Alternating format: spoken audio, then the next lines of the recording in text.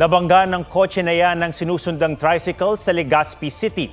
Nagpagulong-gulong ang tricycle hanggat masalpok ang delivery van. Nalaglag ang mag-asawang pasahero ng tricycle at nasagasaan ng van. Patay ang babae habang kritikal ang kanyang mister. Tumakas ang driver ng kotse. Sumuko siya 3 araw matapos ang insidente. Hindi raw siya agad nagpakita dahil sa takot. Samantala, sumalpok sa bus ang kotseng sumakop sa lane nito sa Agoo, La Union. Base sa investigasyon, posibleng nakatulog ang driver ng kotse. Isinugod siya sa ospital at patuloy na inoobserbahan. Ligtas naman ang driver ng bus at ang mga pasahero nito. Kritikal ang isang batang babae matapos daw mahulog mula sa sofa. Pero duda rito ang mga kaanak ng bata. May report si Mark Salazar. Lunes ng umaga, humingi ng tulong sa barangay ang isang lalaki. Nahulog daw sa sofa ang 2 taong gulang niyang anak-anakan at nawala ng malay. Kinabukasan, nagpa-blatter ang lola ng bata sa Violence Against Women and Their Children o VAUSI desk ng barangay. Ang sabi kasi sinaktan, allegedly lang po. Pinuntahan sa ospital ng VAUSI at ilang opisyal ng barangay ang ina ng bata. Sa salaysay ng ina, wala raw siya sa bahay nang mahulog umano sa sofa ang anak. Tumawag lang daw sa kanya ang kinakasama para sabihin ang nangyari. Nag-send daw ito ng picture na okay na ang bata, bandang 10:30 ng umaga. Pero alauna, nag-chat ang kinakasama para sabihing isinugod na sa ospital ang anak niya. Itinanggi ng amain sa VAUSI na sinaktan niya ang bata. Pinuntahan namin siya sa inuupahang bahay pero ang kanyang ina ang humarap sa amin. Tingin naman ng tiyahin ng bata. Ay simpleng bagsak lang sa sofa. Hindi po yun gano'ng kagrabe ang nangyayari sa bata. Kasi yung partikulan niya, may malaking pasapo siya kung mapapasili sa galiran na parang siyang pinuwersa. Iba raw ang kwento ng ina ng bata sa VAUSI at sa pamilya ng biological father. Tinanong ko po sa kanya, dito, kung iyan ay nahulog lang sa sofa, bakit maraming pasa? Ang sagot po niya sa akin ay siya daw po may gawa ng pasa, pinalo daw niya. Kung yan ipinalo, hindi yung gano'n. Yung pagkakapasa niya parang mga puro. Kakasuhan daw ng tiyahin at ng biological father ang nanay ng bata at kanyang kinakasama oras na makuha ang resulta ng medical examination. Sinisikap naming makuha ang panig ng ina ng bata na nagbabantay sa ICU at nakapatay ang telepono. Mark Salazar, nagbabalita para sa GMA Integrated News. May flu-like symptoms sina Pangulong Bongbong Marcos at First Lady Liza Araneta Marcos. Ayon sa Presidential Communications Office, pinayuhan sila ng kanilang doktor na magpahinga at uminom ng gamot. Stable naman ang kondisyon ng dalawa. Kanselado muna ang mga appointment ng Pangulo sa mga susunod na araw, kabilang ang Presidential Luncheon ng Foreign Correspondents Association of the Philippines, PUCAS. Nanggaling ng Germany at Czech Republic ang Pangulo at First Lady noong nakaraang linggo. Sinabuya ng asido ang isang volunteer lady guard sa Las Piñas na naging dahilan para hindi siya makakita ngayon. May report si June Veneracion. Palakad-lakad habang may kinakausap sa cellphone ang lalaking ito sa isang subdivision sa Las Piñas noong March 14. Matapos ang ilang minuto, lumapit ang lalaki sa guardhouse. Saka nagsaboy ng likido sa isang babae.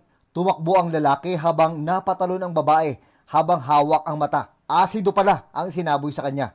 Volunteer lady guard ang biktimang si Sarah Jane San Jose. Mahapdi po yung mata ko. Bigla po siyang nag-blackout. Hindi po ako masyadong makahinga ng maayos kasi parang nasunog po yun sa loob ng ilong ko po. Hindi siya makakita ngayon at nagpapagaling sa ospital. Hindi sigurado si Sarah Jane kung sino ang nagsaboy ng asido. Pero may nakasagutan daw siyang lalaki noong March 13. Dahil labas-pasok ito sa subdivision. Sabi ko sa kanya, sir, saan po tayo pupunta? Pabalik-balik po kasi tayo. Sabi niya sa akin, sir, ba't mo ko kailangan sitahin? Taga rito lang ako. Sabi ko, kaya nga po namin, sir, sinita kasi hindi ka po namin kakilala. Dyan ako nakatira bago lipat ako dyan, nangungupahan ako dyan. Nagbanta po yun, sir, na sabi niya sa akin, mag-antay ka, babalikan kita. Patuloy na nag-iimbestiga ang Las Piñas City Police. Dumadaing at nagrereklamo rin ang mga kasamahang security volunteer ng biktima sa pagbabantay daw sa subdivision. Samot-saring harassment ang inaabot nila. August 2023, nang masaksak sa balikat si Maricor habang naka-roving duty. Sa tinagal ko rito, ayoko po kasi madanas lahat pa nila, isa-isa. Okay na sa akin. Last na to. Madalas daw silang napagbabalingan ng mga nakikiraan sa subdivision. Kailan naman na mabigyan po ng hustisya yung kasama namin na binuhusan ng asido. Masakit din po yung sabi niyo. June Veneracion, nagbabalita para sa GMA Integrated News. It's official, Madlang Kapuso, simula April 6, mapapanood na rin sa main channel ng GMA Network ang noontime show ng ABS-CBN na It's Showtime.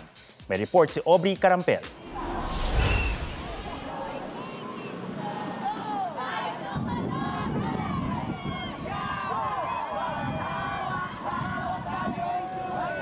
Isa na namang historic milestone on Philippine television ang nasaksihan sa pagitan ng Kapuso at Kapamilya Network sa grand contract signing na ginanap ngayong hapon sa mismong bakura ng GMA. Dahil ang Kapamilya longest running noontime show na It's Showtime, mapapanood na hindi lang sa GTV, pati na rin sa GMA7. Sa hanay ng Kapuso, pumirma sina GMA Network Chairman Attorney Felipe L. Gozon, President and Chief Executive Officer Gilberto Arduavit Jr., Executive Vice President and Chief Financial Officer Felipe S. Yalong, at Senior Vice President Attorney Annette Gozon Valdez. Dumalo rin ang Chairman ng GMA Executive Committee na si Joel Marcelo G. Jimenez at iba pang executives. The fact that we are holding this signing here, we don't need to say anything more about your being welcome in GMA. There was this feeling of a unique kind of happiness because of the sense of unity, gratitude, and happiness that we all felt when we were together. It is our pleasure. We are very proud, very happy to have It's Showtime on GMA. Talagang let's expect more and more collaborations between GMA and ABS-CBN kasi ipakita natin sa buong mundo yung galing ng Pilipino. Sa panig naman ng Kapamilya, pumirma sina ABS-CBN Chairman Mark L. Lopez, President and Chief Executive Officer Carlo L. Katigbak, Chief Operating Officer Cory V. Vidanes, at Group Chief Financial Officer Ricardo Tan. In our 30 years working in ABS, we have never walked through your doors. And so, thank you for this historic occasion. We have so much gratitude for you all today. Thank you again for welcoming Showtime, this time both on GMA and GTV. My heart is full of joy and gratitude. Maraming salamat sa GMA. Grabe yung GMA. Iba. We are humbled and grateful. Thank you very much. Aubrey Carampel, nagbabalita para sa GMA Integrated News.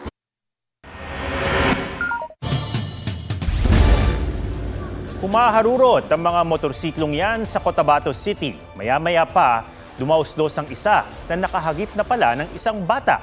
Ayon sa hepe ng Cotabato City Public Safety Office, gustong unahan ng nakabunggong rider ang kanyang kasama nang mawala ng balanse. Nabalian ng buto sa kamay at hita ang 10 taong gulang na biktima. Sugatan at nasa ospital ang rider na isa ring menor de edad. Iniimbestigahan kung may pagpapabaya ang cat pound sa isang barangay sa Cavite kung saan may pusang kumain daw ng kapwa pusa. May report si Darlene Kai. Ay, Diyos ko Lord! Hindi na makatarungan yan. Karimari-mari mang dinatnan ni Yvette Mayo sa cat pound ng barangay San Jose sa Dasmariñas, Cavite. Ang 2 pusa halos kalansay na lang matapos kainin ng mga kapwa pusa. Patay na rin ng isa pang pusa. May sakit na itong isa. Ang kanilang tubig ay punong-puno ng dumi. Ang pakay lang dapat ni Yvette noon, tumulong sa paghahanap ng nawawalang pusa ng kanyang kaibigan. Parang hindi na po maalis sa isip ko yung mga buto. Kung kumakain na ng everyday, hindi kayo kakain ng 2 cats. Nabutot balat na. Nakiusap siya sa barangay na kukunin ng mga pusa para dalhin sa shelter. Pero pinakawalan daw ang 20 pusa kinabukasan.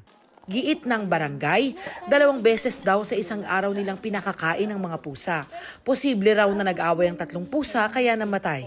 Hindi naman po talaga namin mababantayan 24 oras. So, nung nakapansin nila, pag pinapakain, nag-aaway-away yung mga pusa. Duda ang Philippine Animal Welfare Society. Pwedeng it's because of starvation, because wala nang ibang pagkain. Ang mga causes ng cannibalism, pwedeng stress-related yan o pwedeng may aggressive behavior. No? Hindi yan automatically na dahil nagugutom. Yung stress of confinement. Ininspeksyon na raw ng Dasmariñas City Veterinary Office ang cat pound. Hindi naman siya overcrowded yung kanyang impounding facility. Proper naman yung size ng cage. Iniimbestigahan nila kung nagpabaya ang barangay officials pati ang pagpapakawala sa mga pusa. We ask na temporarily i-hold muna niya yung kanyang impounding until maayos namin yung system niya. Darlene Kai, nagbabalita para sa GMA Integrated News. Ilang kapuso personalities kinilala sa 19th Lasallian Scholarum Awards ng De La Salle University, Manila. Outstanding video feature on youth and education ang documentary na Batas Bata ng The Atom Arroyo Specials na tungkol sa mga minor de edad na nasasangkot sa krimen. Hopefully makatulong siya sa publiko at sa ating mga mambabatas para makagawa tayo ng mga magagandang batas at patakaran para sa kanila. Outstanding media personality naman, si Cara David. Kayo yung naging spark ng inspiration para sa akin. Tapos hanggang sa ngayon, this is a validation of our work